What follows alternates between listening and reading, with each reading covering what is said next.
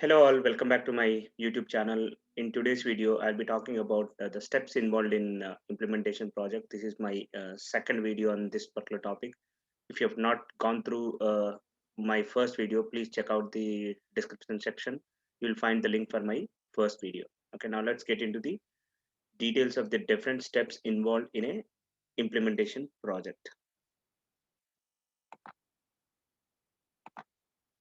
So these are the different phases of an implementation project. You also call as different phases of an SDLC lifecycle, software development lifecycle. The first step in an SDLC lifecycle is the requirement gathering phase. So in the requirement gathering phase, you reach out to the business users and try to gather the requirement as much possible. Basically, you try to understand their business existing business process. So I'll just give an example of the sample GL requirement gathering. So there could be a lot of questions which can be asked, and these are the sample questions. So you will be asking questions like, what's your existing accounting software or system or a ERP system? What's your existing chart of account structure? What are the details of the segment values of your existing chart of account structure? And you also request for a copy of the trial balance. Ask the questions with regard to their number of existing legal companies or entities. You need to get the details of their tax reporting structure, and if possible, you need to ask for the flow diagram of their existing company structure. Ask the questions with regard to in how many countries do they operate, and any requirement of a consolidation, translation, revaluation, and ask the questions if they enter transactions in the foreign currency. If so, what is their source of the foreign exchange rates, and how many accounting users are there, so on. So the number of questions are endless. So it all depends on the complexity of the business, and you document all those requirements in something called RD20 requirement. I mean, RD20 is a requirement questionnaire, and you document them in RD50, which is a business requirement document, or you can call it as an as-is process document. So these are the documents from the Oracle AIM methodology. AIM stands for Application Implementation Methodology. There are a lot of documents which are specified in your AIM application implementation methodology. So I'm just focusing on only the critical documents which we generally use. So you need to get a sign off of the requirement, business requirement document. So whatever you understand from the business users, you need to document them and present them to the business users, and business users will listen to whatever you document in that particular business requirement. And if there are any changes, they'll let you know, and appropriately you need to make the changes and then get a sign off of your as is document or your RD50 document. And the next phase is conference remote pilot phase, which is CRP1 phase.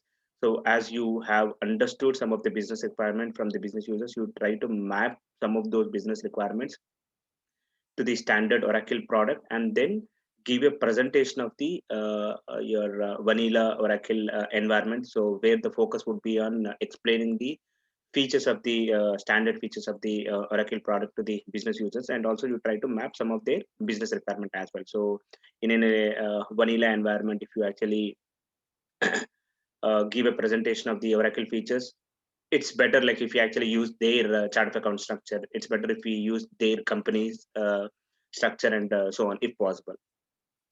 And then based on the CRP phase, you get again some kind of a feedback from the business user saying that, oh, I want to start using this standard features. Oh, these standard features may not meet our requirement, and so on.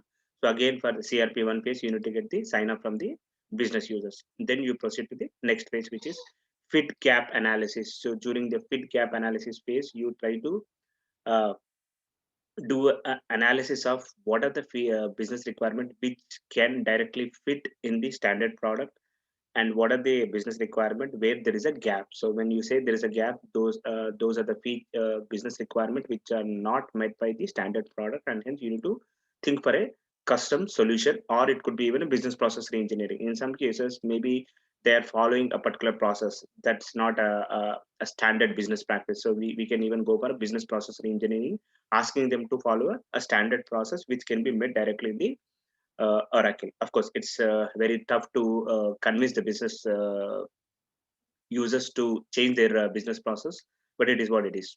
Okay, and if they are not agreeing for changing of their business process, yes, you need to go for the customization.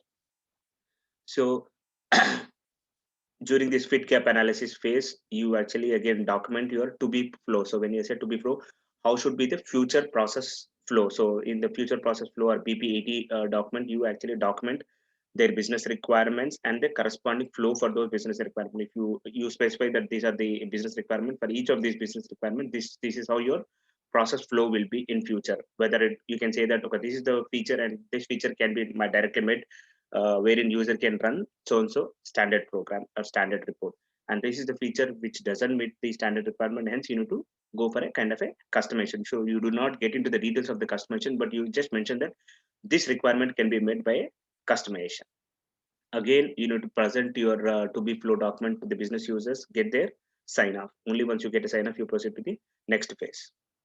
And the next one is again conference remote or conference room pilot CRP tool. The reason why it is called as a CRP is basically in a conference room, a pilot, that is like your consultant will be standing and presenting the features, and hence it is called CRP, conference room pilot phase. So again in CRP2 phase, as you have already done your to be process flow, now you have a clear understanding of what are the features, what are the business requirement which can be met by the standard processes, and the business requirement which can be made by your custom processes. So now you actually map some of your the business processes which are mapped to a standard product. You will present those features in your CRP2 phase. Again, you need to get a sign up from your business users for CRP2.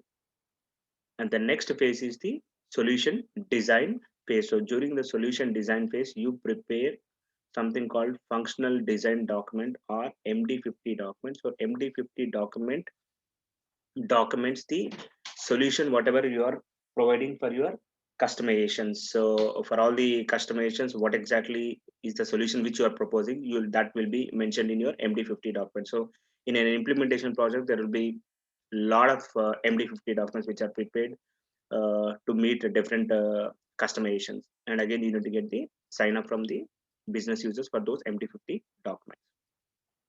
The next phase is solution build. So this is where technical consultants come into picture, and based on the functional design document prepared by your functional consultant, technical consultants prepared something called TDD, technical design document, which is also called as MD70 document. And they also prepare something called technical installation document, MD120. In MD120, they specify the steps which needs to be followed in order to install this customization in the Oracle environment. And the next one is the application setup or configurations document, which is again prepared by the functional consultants. It's called BR100 document. We expect the sign off from the business users on BR100, not on MD70 and MD120, because MD70 and MD120 are the technical documents wherein we do not anticipate any kind of a sign up from the business users. But for BR100, which is related to your configurations, we require sign up from the business users. The next phase is the SIT or UAT phase. SIT stands for System Integration Testing, and UAT stands for User Acceptance Testing. Just give me a minute. Okay, sorry for that.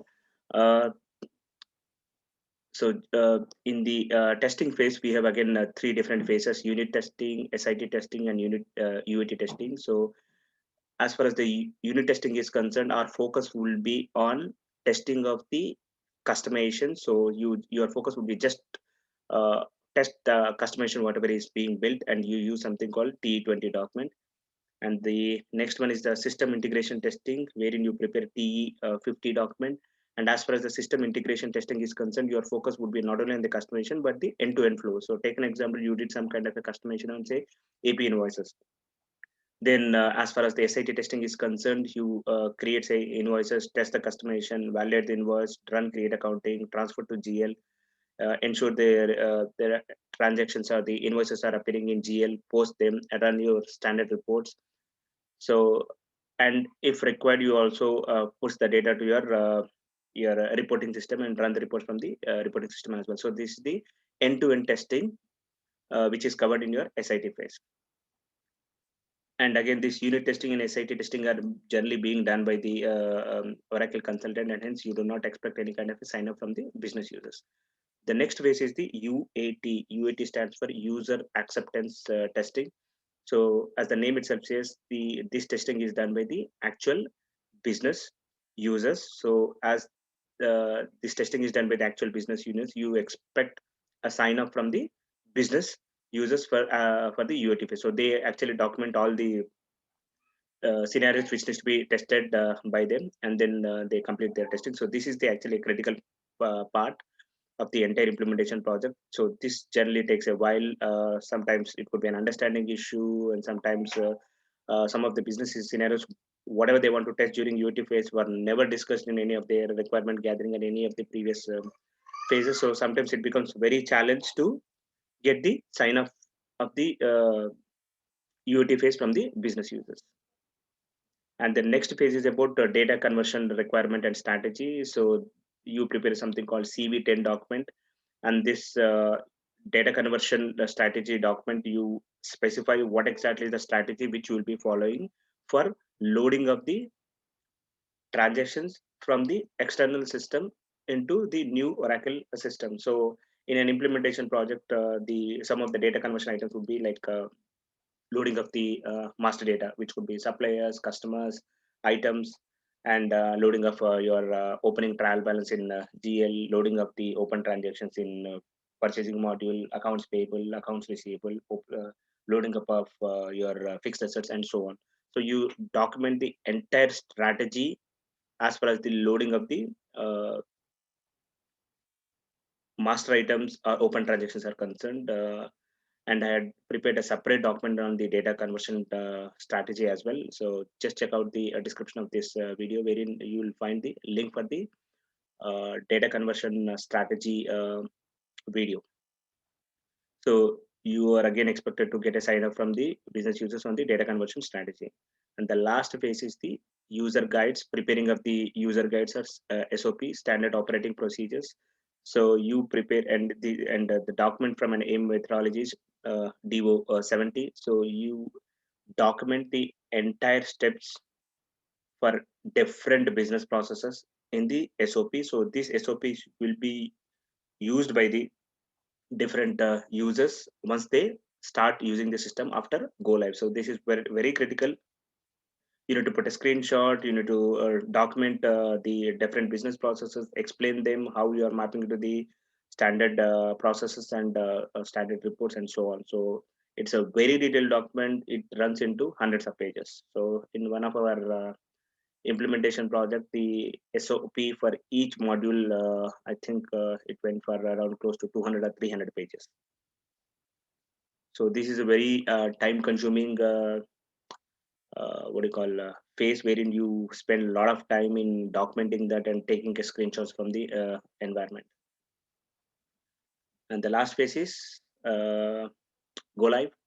So basically once you get the sign up from the users on the UAT, and once your data conversion strategy, everything is got finalized and tested in a UAT or a conversion environment, then you decide with the business users what should be the go live date, what is the downtime, and then you go live. So after you go live, the first thing is basically you release the system to the users. Users will do something called smoke testing. So smoke testing is basically once you go live, get into the system for a couple of things which are tested as part of the smoke testing. Whether users are able to get into the system, are there any kind of an issues with regard to accessing the environment, Java issues, Internet Explorer. If you're using Internet Explorer, are there any Internet Explorer version compatibility issues, and so on. That's the first thing. And second thing is just create a kind of a dummy transactions in say AP. Create just an AP invoice for say 1 cent. Create an AR invoice for say 1 cent, and then after the invoice are created, cancel them. Or in AR, once an invoice is created, just create a credit memo to offset them. Run the create accounting, push to GL, post the journal entries in GL. Of course, the net impact of all this financial entry should be zero, because these are kind of a smoke testing entries. So these smoke testing is basically done exactly on the day you go live, to just check if there are any kind of a teething problems on the go live date. And these are being done by the critical business users. So once they are happy with the smoke testing results, the system will be given to the all end users. And definitely for the first 1 month, it will be hypercare. So during hypercare, everybody from the implementation team will be on high alert, and there will be a kind of a war room discussion if there are any critical issues, and there will be like in our one of our implementation project, 24 by 7 some of the other consultants are available on a Zoom call whenever there are issues. So these are the different phases in an implementation project. Thanks for watching my video. For interesting videos on Oracle Financials, please do subscribe to my channel. Thank you.